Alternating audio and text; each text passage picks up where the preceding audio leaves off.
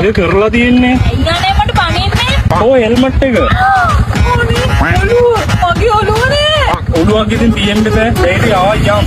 මොලයක් තියෙන්නේ ගමනක් යන්න.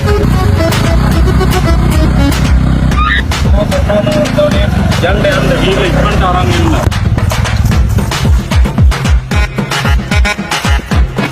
හැමදාම බයින් විතරයි දන්නේ.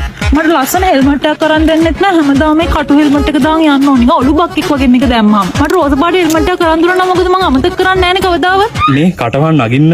කො අයින් එන්න මට මේක අමතක වුණා මේක දාන්න ඕනේ. එකපාර ගින්න බෑවා හැම මොගුලම අමතක කරලා එනවා මෙතන. මේ මගේ ෆෝන් එක charge කර ගන්න ඕනේ. යම්.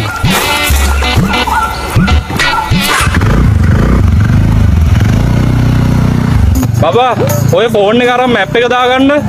නෑ අවුව සැර නෑ. අවුව? මොනවද අනේ කියවන්නේ? ඔය ෆෝන් එක අරගෙන මැප් එක දාගන්න. අයියෙන් කියන්න එපා යන්නේ. ඇහෙන්නේ නෑනේ. එතනින් කොහෙටද? මෙහෙට. මෙහෙට?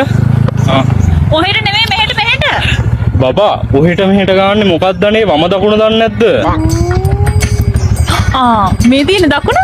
මෙන්න මේ දෙන ෆෝන් එක මට මේ බයික් එකෙන් දාගන්න පුළුවන්.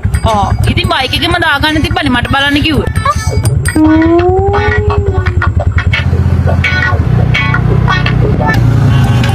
අර රෙඩිනියනේ මට ලයිසන්ස් ඉන්ෂුරන්ස් සම්මතක වෙලානේ දැන් මේ මතක් උනේ.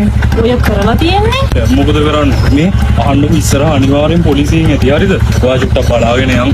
මම බලන්න බෑ නේද?